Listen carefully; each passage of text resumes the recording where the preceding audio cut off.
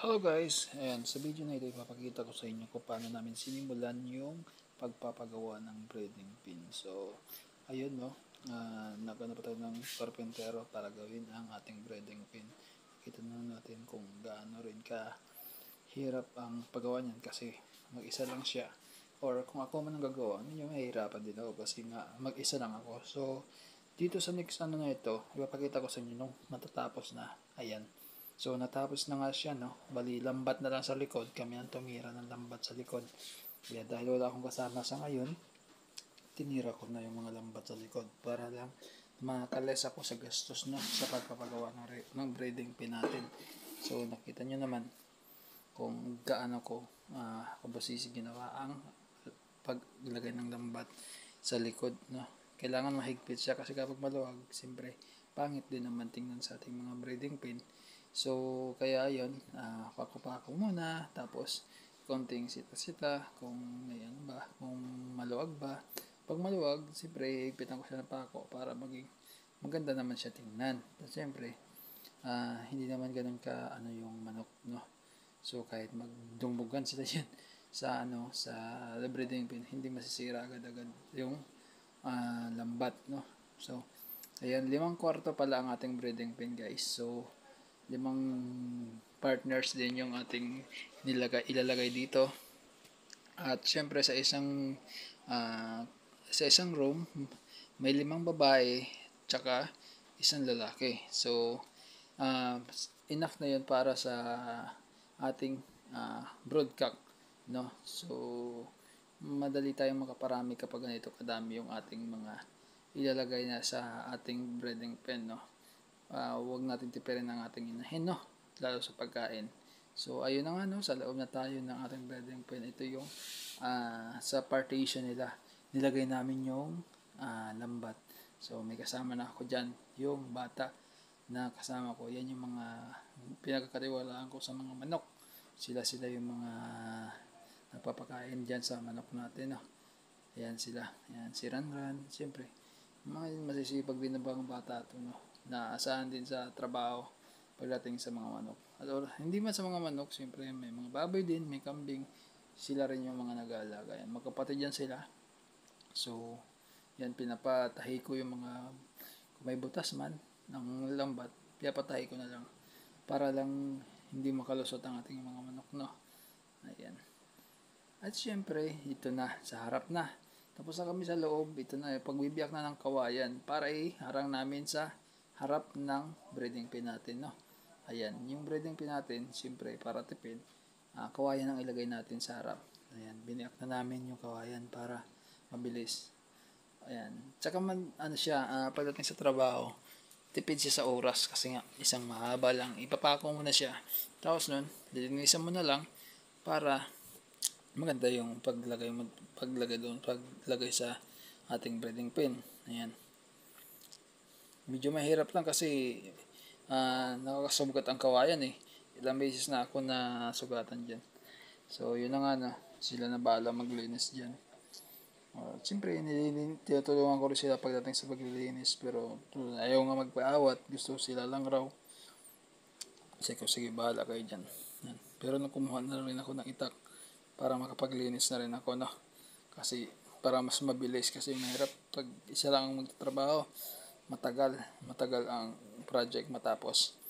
Kaya dapat hanggat kaya nyo, tulungan nyo yung mga tumutulong din sa inyo para mabilis ang pagtrabaho, no? Hindi rin ganon katagal ang mga project na matapos. Kita nyo naman, saglit lang namin gagawin yan kasi nga sama tulong-tulong kami sa ating mga materials na ginagamit sa ating project na breeding pen. So, ayan, tagal ng paglilinis namin dito kasi nga yung konting kwentuhan pa. Siyempre, yung mga bata, makwento, hindi lang halata sa amin na nagkwentuhan kami para naman hindi maburing mga to. Ayan na. So, pagkatapos niyan, ng paglilinis namin, ilalagay na namin ito sa ating breading pen. Diyan sa harap, ako nakikita nyo yan ang harap. Ilalagay na natin dyan. Maya maya lang. Ipapako ko na rin yan.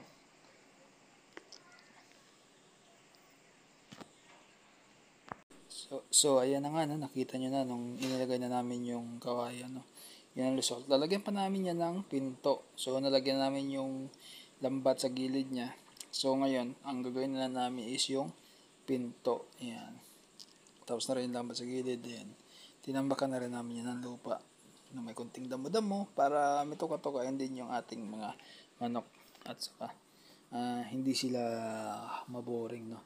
So lalagyan na lang rin namin yan ng pugaran. Ayan. So makikita nyo naman, no, pati sa likod nilagyan rin namin ng kawayan para mas secure yung ating mga manok pagdating sa mga prayer nila. Kasi minsan may mga aso, ganon. Ayan na, yung nilagay na namin yung mga manok natin, no.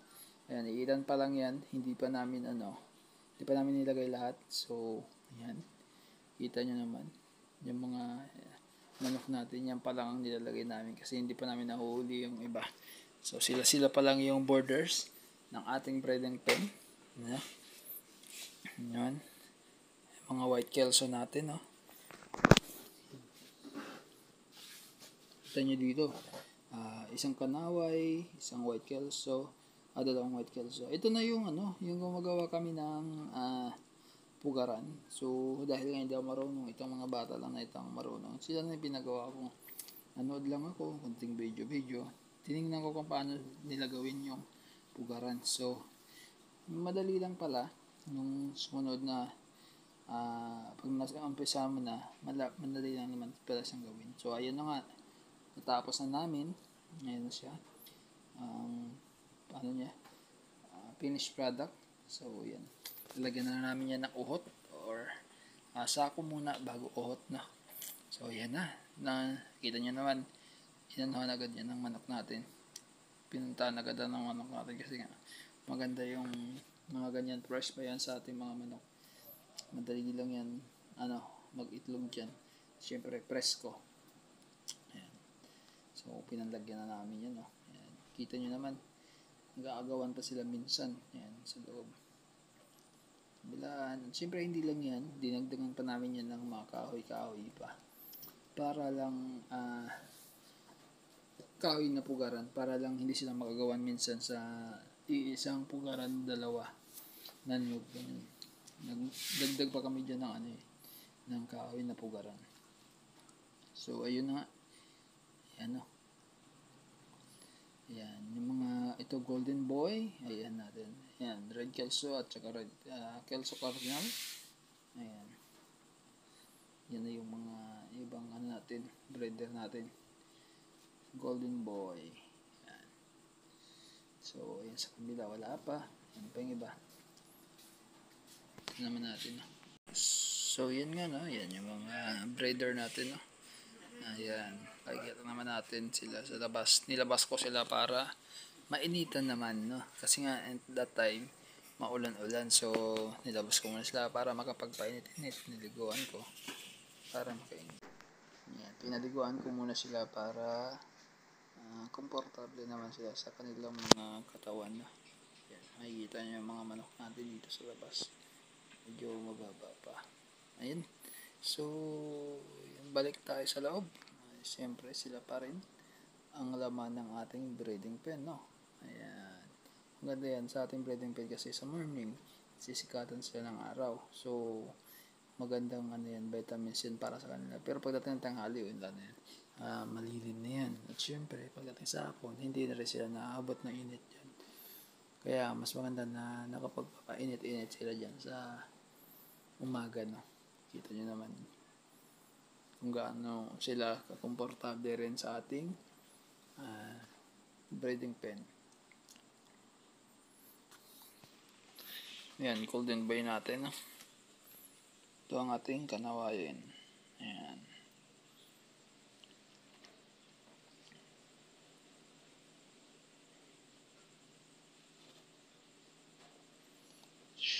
syempre, i-check na naman natin sila sa morning. Ayan, another day to. Ayan, komportable sila. So, ayan na nga, no. Grabe. So, isa lang yung bakante natin. Ayan. Yan yung mga hindi ko nagawa ng kahoy. So, ito na yung isa. Ayan. Ito, another check naman. Every morning, check po natin sila. At syempre, every afternoon, kailangan pa rin natin silang i-check para sakaling may sakit man iba sa kanila, madali din natin ma-monitor, no? Ito naman yung sa labas, no? Gagawin nating bahay-bahay, no? Sa labas. At syempre, binako natin ng lambat para kung sakaling maglabas man, may mga manok man tayo sa labas, ipaikot-ikot na